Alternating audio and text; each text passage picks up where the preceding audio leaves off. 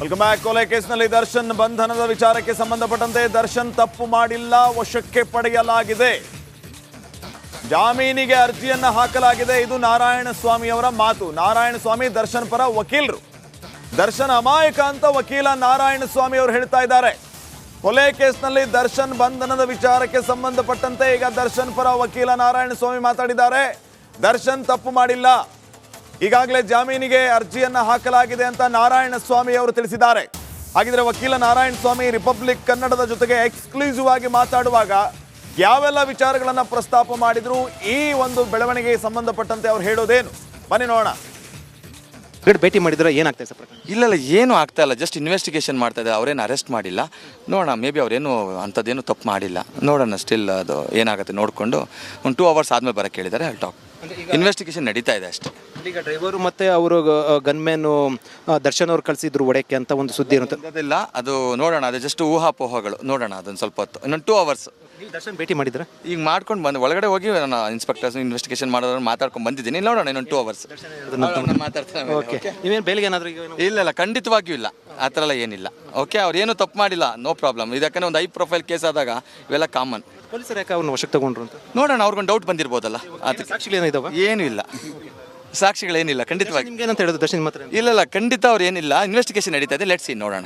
ಇದು ದರ್ಶನ್ ಪರ ವಕೀಲರಂತ ನಾರಾಯಣಸ್ವಾಮಿ ಅವರ ಹೇಳಿಕೆ ಕೊಡ್ತಾರಂಥದ್ದು. ಅಂದರೆ ದರ್ಶನ್ನ ಭೇಟಿ ಮಾಡಿದ ಬಳಿಕ ಅವ್ರು ಹೇಳಿಕೆ ಕೊಟ್ಟಿದ್ದು ರಿಪಬ್ಲಿಕ್ ಕನ್ನಡಕ್ಕೆ. ಅವ್ರು ಹೇಳ್ತಾ ಇರುವಂಥದ್ದು, ನಾನು ಭೇಟಿ ಮಾಡಿದ್ದೆ, ಆದರೆ ಈ ಸಂಬಂಧಪಟ್ಟಂತೆ ನಾವು ಬೇಲ್ಗೇನು ಕೂಡ ತಕ್ಷಣಕ್ಕೆ ಮೂವ್ ಮಾಡೋಕ್ಕೆ ಹೋಗೋದಿಲ್ಲ, ಬಂಧನ ಆಗಿಲ್ಲ, ಆದರೆ ವಶಕ್ಕೆ ತೆಗೆದುಕೊಂಡಿರು ಅಂತ ಹೇಳಿರುವಂಥದ್ದು.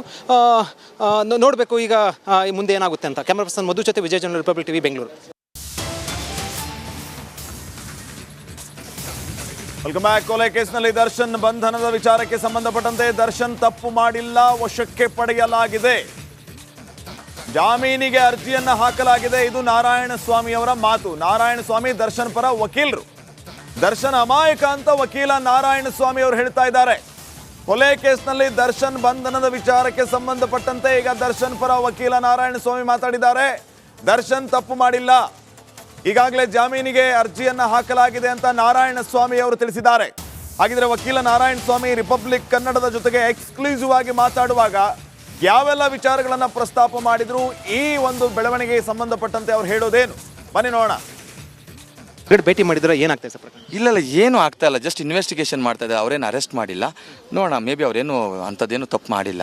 ನೋಡೋಣ, ಸ್ಟಿಲ್ ಅದು ಏನಾಗುತ್ತೆ ನೋಡಿಕೊಂಡು ಒಂದು 2 hours ಆದಮೇಲೆ ಬರೋಕ್ಕೆ ಹೇಳಿದ್ದಾರೆ. ಅಲ್ಲಿ ಟಾಕ್ ಇನ್ವೆಸ್ಟಿಗೇಷನ್ ನಡೀತಾ ಇದೆ ಅಷ್ಟೇ. ಈಗ ಡ್ರೈವರು ಮತ್ತು ಅವರು ಗನ್ಮ್ಯಾನು ದರ್ಶನ್ ಅವ್ರು ಕಳಿಸಿದ್ರು ಒಡೆಯಕ್ಕೆ ಅಂತ ಒಂದು ಸುದ್ದಿ ಇರೋದಿಲ್ಲ. ಅದು ನೋಡೋಣ, ಅದು ಜಸ್ಟ್ ಊಹಾಪೋಹಗಳು. ನೋಡೋಣ ಅದೊದು ಸ್ವಲ್ಪ ಹೊತ್ತು, ಇನ್ನೊಂದು 2 hours. ದರ್ಶನ್ ಭೇಟಿ ಮಾಡಿದ್ರೆ ಈಗ ಮಾಡ್ಕೊಂಡು ಬಂದು ಒಳಗಡೆ ಹೋಗಿ ನಾನು ಇನ್ಸ್ಪೆಕ್ಟರ್ಸ್ ಇನ್ವೆಸ್ಟಿಗೇಷನ್ ಮಾಡೋದನ್ನ ಮಾತಾಡ್ಕೊಂಡು ಬಂದಿದ್ದೀನಿ. ನೋಡೋಣ, ಇನ್ನೊಂದು 2 hours ಮಾತಾಡ್ತಾರೆ. ಓಕೆ, ನೀವೇನು ಬೇಲಿಗೆ ಏನಾದರೂ ಇಲ್ಲ ಖಂಡಿತವಾಗಿಯೂ ಇಲ್ಲ, ಆ ಥರ ಎಲ್ಲ ಏನಿಲ್ಲ. ಓಕೆ, ಅವ್ರು ಏನು ತಪ್ಪು ಮಾಡಿಲ್ಲ, ನೋ ಪ್ರಾಬ್ಲಮ್. ಇದಕ್ಕೆ ಒಂದು 5 ಪ್ರೊಫೈಲ್ ಕೇಸ್ ಆದಾಗ ಇವೆಲ್ಲ ಕಾಮನ್. ಪೊಲೀಸರು ಯಾಕೆ ಅವ್ರನ್ನ ವಶಕ್ಕೆ ತಗೊಂಡ್ರು ಅಂತ ನೋಡೋಣ, ಅವ್ರಿಗೊಂದು ಡೌಟ್ ಬಂದಿರ್ಬೋದಲ್ಲ. ಅದಕ್ಕೆ ಸಾಕ್ಷಿಗಳೇನಿದಾವೆ? ಏನೂ ಇಲ್ಲ, ಸಾಕ್ಷಿಗಳೇನಿಲ್ಲ ಖಂಡಿತವಾಗಿ. ನಿಮ್ಗೆ ಏನಂತ ಹೇಳೋದು ದರ್ಶನ್ ಮಾತ್ರ? ಇಲ್ಲ ಖಂಡಿತ ಅವ್ರು ಏನಿಲ್ಲ, ಇನ್ವೆಸ್ಟಿಗೇಷನ್ ನಡೀತಾ ಇದೆ. ಲೆಟ್ಸ್ ಸಿ, ನೋಡೋಣ.